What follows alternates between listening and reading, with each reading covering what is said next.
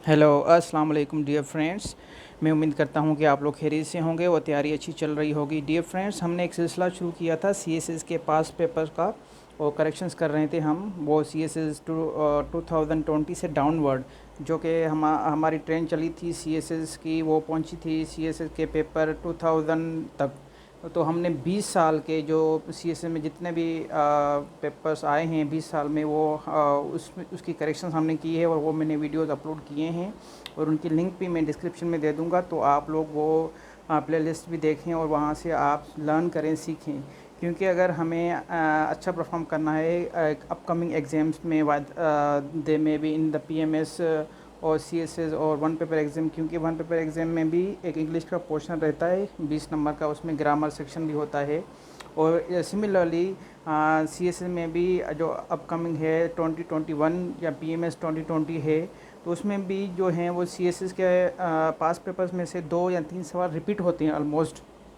तो इसी मोटिव के बिहाइंड बेसिस पर हमने इस सिलसिला शुरू किया था। तो ये आज देखते हैं हम सीएसएस 1998 की करेक्शन। डिफरेंस मैं ये भी बताता चलूँ आप लोगों को कि 1999 का जो पेपर था उसमें कोई करेक्शंस नहीं गिवन थी, लेकिन उसमें से फिल इन द ब्लैंक्स थे और मैंने बहुत पेपर देखे हैं, तो वहाँ पे मुझे कोई सेंटेंस करेक्शन की कोई पोर्शन या कोई क्वेश्चन नहीं मिला, तो मुझे इसमें मिला था इस पेपर में सीएसएस 1998 में।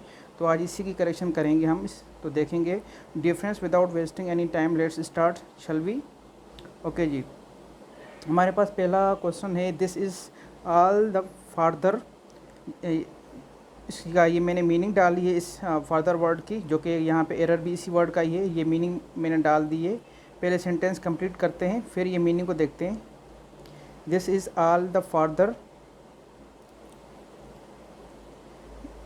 यू कैन गो, ये पूरा का पूरा सेंटेंस है। यहाँ पे डिफरेंस जो मिस्टेक है वो इस फादर में है, क्योंकि यहाँ पे ये जो फादर है वो ये यूज़ नहीं होना है, यहाँ पे दूसरा फादर यूज़ होना है, एफ यू आर, ये वाला है, एफ यू आर वाला। क्योंकि मीनिंग जो इसकी अब मीनिंग देखते हैं हम, क्योंकि इसका इस फादर का मतलब है टू और at a greater extent, degree, advance, stage. ये एब्स्ट्रैक्ट सेंस में यूज़ होता है। डिस्टेंस इन टाइम और स्पेस, ये डिस्टेंस इन टाइम और स्पेस में यूज़ होता है। किसी भी ये एब्स्ट्रैक्ट सेंस में यूज़ करते हैं हम फादर। लेकिन कोई भी हम फिज़िकल चीज़ के लिए या एक मेजरेबल या यूनिट के सेंस में हमने यूज़ करना होता है, वो ये वाला फादर यूज़ करना होता है, क्योंकि डिस्टेंस जो है वो एक यूनिट है, उसको मेजर किया जाता है। वो एब्स्ट्रैक्ट आइडिया नहीं है, हम उसको नहीं कह सकते कि भाई जो जी चाँद तारे हैं, सितारे हैं, वो भी ये उनके लिए हम यूज़ करते हैं फादर। फादर नहीं यूज़ करते, एफ ए आर वाला नहीं यूज़ करते हैं, ये वाला यूज़ करते हैं। तो इसकी करेक्शन यही होनी है different. This is all the further you can गो, इसकी मैंने मीनिंग दी है इन एडिशन और फर्दर मोर। ये फर्दर मोर यहाँ पे मैंने इसकी ये मतलब ये निकलता है यहाँ पे, फर्दर मोर इन एडिशन और further more, more distance in special degree you can go.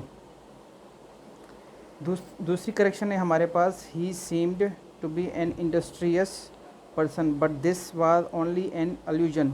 Difference again मेरे साइड लाइन में और दूसरी जो सीरीज़ चल रही है वो इसी वर्ड्स की चल रही है, पेयर ऑफ वर्ड्स की, होमोनिम्स की और कन्फ्यूजन वर्ड्स की। तो मैं आप लोगों से यही रिक्वेस्ट करूँगा कि आप लोग मेरी वो प्ले लिस्ट भी देखें जिसमें मैं ये पेयर ऑफ वर्ड्स भी कर रहा हूँ सॉल्व पास पेपर का। तो यहाँ पे ये देखो एलुजन जो है, ये मीनिंग यहाँ पे चेंज है सेंटेंस के अकॉर्डिंगली। यहाँ पे मीनिंग जो है वो डिफरेंट है। एलुजन का मतलब ये होता है कोई इनडायरेक्ट रेफरेंस, लेकिन यहाँ पे जो मतलब है वो ये इनडायरेक्ट रेफरेंस नहीं है, बल्कि इसकी एक आइडिया और थॉट है कि वो ऐसा है भी। इंडस्ट्रियस का मतलब है मेहनती, क्या वो मेहनती है भी कि नहीं है, या ये धोखा तो नहीं है कहीं। तो इसका मतलब यही है, सेंस यही बनता है। तो करेक्शन होनी है, ही seemed to be an industrious person but this was only an illusion। illusion ये होता है धोखे को कहते हैं हम, धोखा या डिसेप्शन, फ्रॉड को कहते हैं हम। उसके लिए हम ये वाला वर्ड यूज़ करते हैं, वो वाला यूज़ नहीं करते हैं, ए वाला, ए अल्यूजन वाला नहीं। अल्यूजन का मतलब है इनडिफरेंस और इनडायरेक्ट रेफरेंस। तीसरा है हमारे पास डिफरेंट। देखो अभी तक ये जो क्वेश्चन कर रहे थे वो यही कर रहे थे कि जो पेरा वर्ड्स थे ना, डिफरेंट कंफ्यूजिंग वर्ड्स, उसी के बेसिस पे एरर आए हुए थे इस साल में 1998 के पेपर में। तो मैं यही कहूँगा कि आप लोग मेरी वो वीडियो और वो सीरीज़ भी फॉलो करें, जो मैं 1 पेपर की बना रहा हूँ, क्योंकि CSS में अब भी करंटली जो है वो एक पोर्शन रहता है पैरा वर्ड्स का, ताकि आप लोगों को ज़्यादा से ज़्यादा फ़ायदा हो और आपको कहीं और जाने की ज़रूरत ना पड़े। तीसरा देखते हैं हिज अवोकेशन। अवोकेशन यहाँ पे वर्ड यूज़ नहीं होना है, इसका मतलब ही चेंज हो जाता है।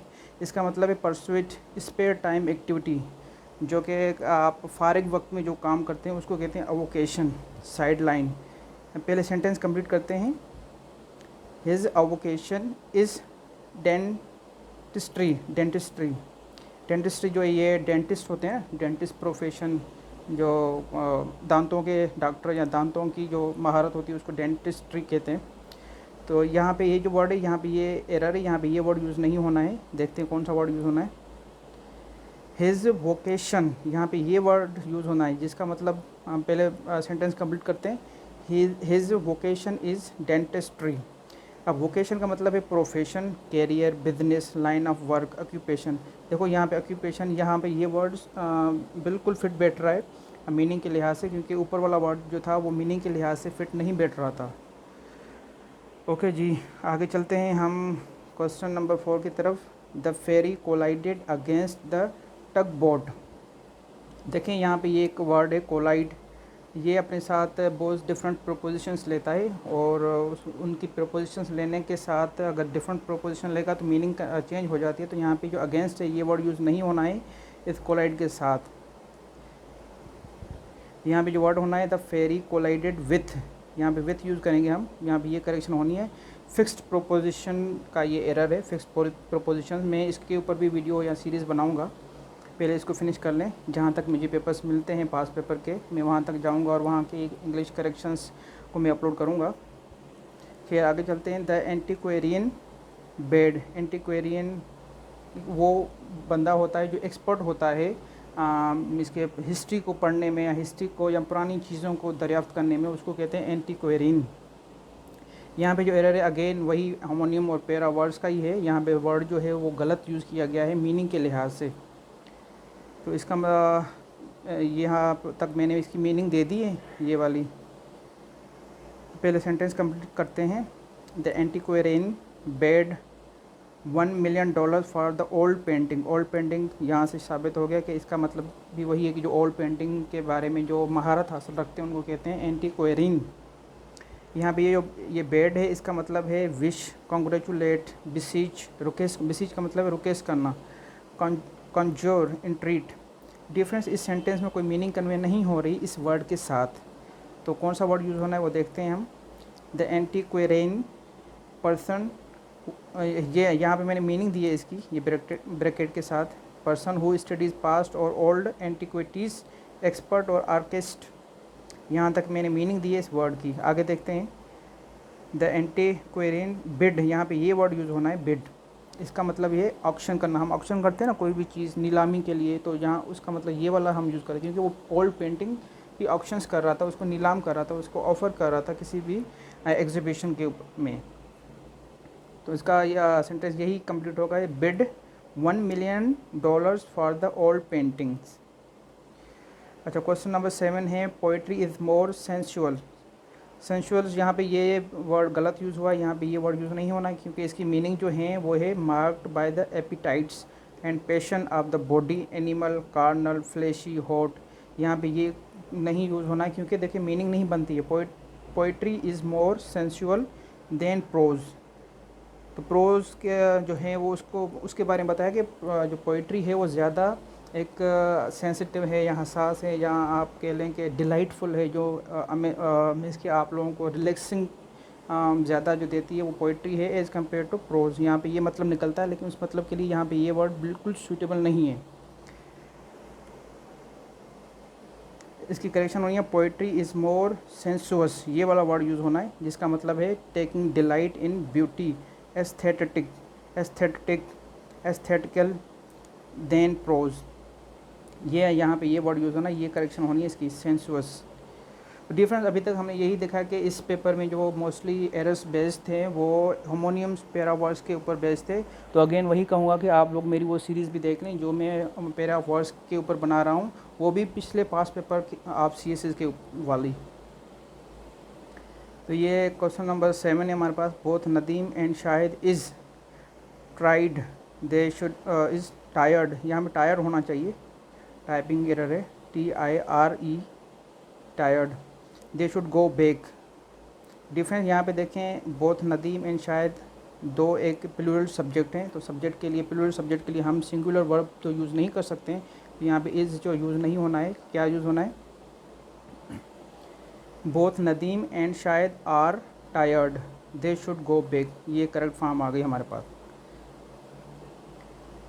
हमारे पास 8 है question. He was seeking political asylum but was not permitted to immigrant to USA। Different again ये वर्ड जो है कंफ्यूजिंग वर्ड है विथ आई इमिग्रेट और ई के साथ, जो ई वाला वर्ड हम यूज़ करते हैं ना, ई इमिग्रेट और इमिग्रेट, तो यहाँ पे ये वर्ड यूज़ नहीं होना है, क्योंकि ये देखिए ही वाज सीकिंग पॉलिटिकल असाइलम, किसी दूसरी कंट्री में जा रहा था, वो किसी एक कंट्री में आ नहीं रहा था, मीन्स के पाकिस्तान में वो नहीं आ रहा था, पाकिस्तान से वो बाहर जा रहा था। बाहर के लिए हमने क्या यूज़ करना है, कौन सा वर्ड यूज़ करना है, वो ये वाला वर्ड यूज़ करना है, क्योंकि ई से मैंने उस वीडियोस में जो मैं प्यारा वर्ड्स बना रहा हूँ उसमें मैंने समझाया था आपको कि इसको ई का मतलब है एग्ज़िट, ये वर्ड वहाँ पे मैंने कवर किए हैं। तो ई मीन्स के एग्ज़िट मीन्स के बाहर जाने वाला, तो यहाँ पे ये वर्ड यूज़ होना है, तो इसकी करेक्शन यही होनी है, he was seeking political asylum but was not permitted to immigrate to USA। Question number 9 है, I wouldn't be in your boots for all the wealth in the world. Difference, be in your shoes होता है, एक idiom है, be in your shoes means कि उस जैसा दिखना, उस जैसा बनना, उस जैसी पोजीशन हासिल करना, ये एक इडियम है। उसमें बूट्स जो हैं वो नहीं होता है, शूज़ होता है इडियम में। तो यहाँ पे जो करेक्शन होनी है वो यही होनी है, I would not be in your shoes for all the wealth in world, यहाँ पे शूज़ यूज़ होना है, बूट्स यूज़ नहीं होना है। अगेन करेक्शन थी पैरा वर्ड्स की। हमारे पास लास्ट क्वेश्चन है, are you trying to infer that I would do something dishonest. देखिए डिफरेंट, डिसहोनेस्ट क्या है, ये एक नाउन है, और यहाँ पे एक डू को कौन सी चीज़ क्वालिफाई करती है, एडवर्ब क्वालिफाई करता है डू को, किसी वर्ब को। तो यहाँ पे हमें क्या चाहिए, हमें एडवर्ब चाहिए जो कि इस वर्ब को क्वालिफाई करे, तो इसकी करेक्शन यही होनी है। देखते हैं, are you trying to infer that I would do something dishonestly. TLY जो हम पढ़ते हैं ग्रामर में, एडवर्ब सेक्शन जो पढ़ते हैं हम, तो उसमें हम ये देखते हैं मोस्टली केसेस में जिसके एंड में LY होता है वो एक एडवर्ब होता है। डिफरेंस इसी लास्ट क्वेश्चन के साथ मैं उम्मीद करता हूँ कि आप लोगों को थोड़ा बहुत फ़ायदा ज़रूर हुआ होगा। अगरचे फ़ायदा हुआ है तो please share it, like it and subscribe it, और हैव अ गुड डे और have a good evening and have a good night for some people and for other people. तो तब तक के लिए इतना ही, अल्लाह हाफ़िज़।